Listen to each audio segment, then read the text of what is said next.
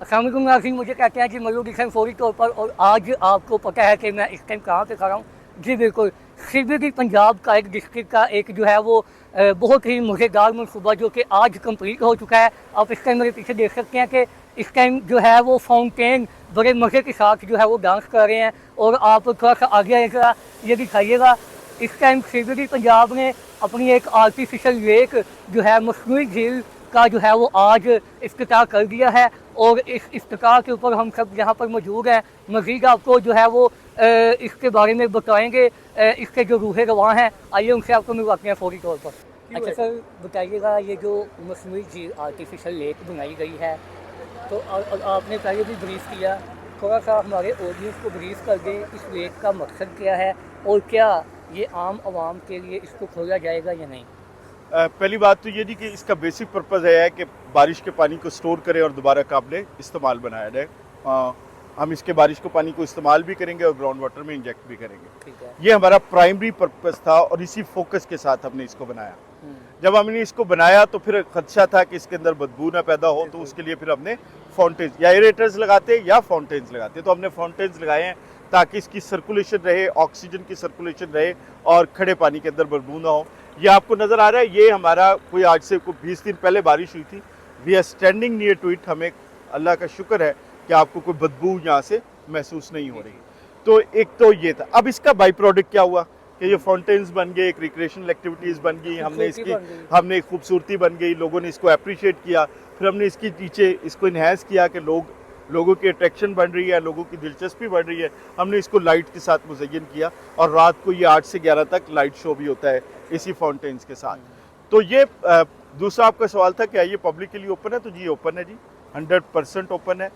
कोई भी लोग आए, अपनी गाड़ी साइड पे करें, मोटरसाइकिल साइड पे करें। मेरी रिक्वेस्ट होगी रोड साइड के साथ पार्किंग ना करें ताकि आने जाने वाले लोगों को, क्योंकि अब ये रोड ओपन कर दिया गया है, आने जाने वाले लोगों को तकलीफ ना हो, अपनी पार्किंग करें, यहाँ पे बैठें। और मेरी बड़ी रिक्वेस्ट है, ये कुछ लोग रात को आए हैं और बोतलें अंदर फेंक गए हैं, तो प्लीज़ इस तरह की चीज़ों से अवॉइड किया जाए और अंदर जाए ना जाएं, यहाँ पे खड़े हों, आपको टेम्परेचर डिफरेंस नज़र आएगा, मिस्ट को एंजॉय करें, फाउंटेन्स को एंजॉय करें। अच्छा सर, ये बताइएगा, यहाँ पर सीबीडी पंजाब का एक डिस्ट्रिक्ट, सीबीडी पंजाब एक अलहदा ये एक मनसूबा है या इसके अंदर किसी आसपास की कॉलोनी भी आती है? नहीं जी, सीबीडी पंजाब ये गवर्नमेंट की लैंड है जी। ये वाल्टन एयरपोर्ट की लैंड थी जो गवर्नमेंट ने हमें दी।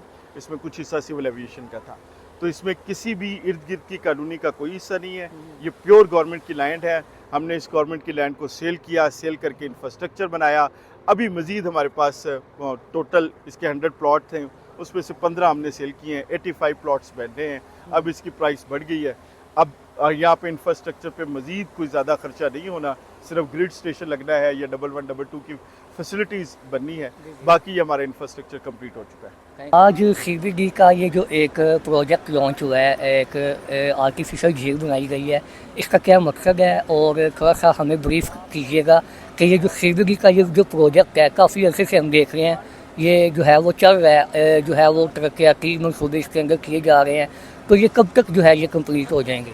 देखिए जी, मैं आपको पहले बता दूं कि पहले तो ये बताऊं कि इंफ्रास्ट्रक्चर कंप्लीट हो चुका है और 100% कंप्लीट है और पब्लिक के लिए खोल दिया गया है। तरक्याती जिसको आप बोलते हैं वो यही होता है कि जब इंफ्रास्ट्रक्चर कंप्लीट हो गया। अब इसके अलावा जो कंस्ट्रक्शन ऑफ दी बिल्डिंग्स हैं या बाकी जो हमारे प्रोजेक्ट्स हैं वो साथ साथ चलते रहेंगे, बिकॉज ये एक साल का या 2 साल का प्रोजेक्ट नहीं है, ये 10 से 15 साल का प्रोजेक्ट है। इसके अंदर बिल्डिंग्स बनेंगी, एंटरटेनमेंट जोन्स बनेंगे और इसके अलावा ऑफिस रेजिडेंशियल कॉम्प्लेक्स बनेंगे। इसके अलावा जो आपने बात की आर्टिफिशियल लेक की, तो उसको तो हम आपको भी मतलब एक्सप्लेन भी कर चुके हैं बहुत से लोगों को कि ये एक पर्पज़ है कि हमने इसको ऐसे रिटेंशन पॉइंट था फॉर द पर्पज़ ऑफ बारिश पानी को हमने स्टोर करना है, उसको वापस यूटिलाइज़ करना है इरीगेशन के लिए और बाकी जितने भी पर्पज़ है क्लीनिंग कंस्ट्रक्शन के लिए। और उसमें फाउंटेन हमने इसलिए ऐड किया कि तो लोगों को एंटरटेनमेंट जोन मिल सके और उसी पानी को रिसाइकल भी कर सके कि फॉल्स पर और बाकी चीज़ों से हम। अच्छा सर, बताइएगा ये जो आर्टिफिशियल लेक जो है इसका मकसद आपने बता दिया, क्या इसमें जो लोकल जो हैं वो रिहायशी हैं, क्या वो इसके अंदर जो है वो इसको एंजॉय भी कर सकेंगे? जी बिल्कुल जी, एवरी पर्सन जो कि लाहौर से है या लाहौर से बाहर से वो आ सकता है, रुक सकता है, इसको इस्तेमाल मतलब एंटरटेनमेंट के लिए एनी काइंड ऑफ हम सीबीडी वॉक बना रहे हैं तो उसको वो यूज़ कर सकेगा इंशाल्लाह ताला इन द कमिंग फ्यूचर 6-8 महीनों के अंदर। So for the all purposes जो है ना ये इंशाल्लाह ताला लोगों के लिए अवेलेबल है। जी स्ट्रक्चर ये पाकिस्तान का वाहद 4.5 किलोमीटर का रोड है जो हाई राइज इंफ्रास्ट्रक्चर को सपोर्ट करता है। एक और ये पाकिस्तान का वाहद रोड है जो लीड सर्टिफाइड है। जब आप लीड सर्टिफिकेशंस की तरफ जाते हैं तो फिर आपको इनोवेशंस करना पड़ती हैं, आपको मॉडर्न टेक्निक्स के ऊपर अपने इंफ्रास्ट्रक्चर को ले करना पड़ता है। ये पहला प्रोडक्ट है जिसका ड्रेनेज सिस्टम सीवरेज सिस्टम के साथ लिंक नहीं है। हमारा टोटल जो एरिया है, हमने जो सबसे ज़्यादा पॉइंट्स हासिल किए लीड्स में वो वाटर कंजर्वेंसी के हवाले से हासिल किए। उसमें हमें गवर्नमेंट की बड़ी स्ट्रिक्ट डायरेक्शंस थी मोहतरम सीएम साहिबा की तरफ से, फिर वाटर कमीशन की तरफ से था कि हमने इसको वाटर कंजर्वेंसी को हमने ज़रूर अचीव करना है। मैं आपको बताते चलूँ कि 3 मुरवजा तरीके हैं दुनिया में वाटर कंजर्वेंसी को अचीव करने के लिए। बहुत सारे तरीके हैं जो मेजर हैं। पहला तरीका तो ये होता है कि आप efficient use of the water करें और कम से कम पानी को इस्तेमाल करते हुए ग्रे और ब्लैक वाटर को अलहदा करें और ग्रे वाटर को फिर दोबारा रीयूज़ करें, जो कि 70% of your total utilisation of the water वो ग्रे वाटर होती है। ब्लैक वाटर जो टॉयलेट से आता है उसे हम ब्लैक वाटर कहते हैं, जो बाकी सिंक से आता है, किचन से आता है, वज़ू का पानी होता है, इसको हम ग्रे वाटर कहते हैं। दूसरा तरीका ये है कि आप पानी को स्टोर करते हैं, फिर उसको आप इस्तेमाल करते हैं, काबिल इस्तेमाल बनाते हैं। जैसे रिजर्वायर टैंक्स है, फिर यहाँ से आपने पानी भरा और इसको इस्तेमाल करना शुरू कर दिया।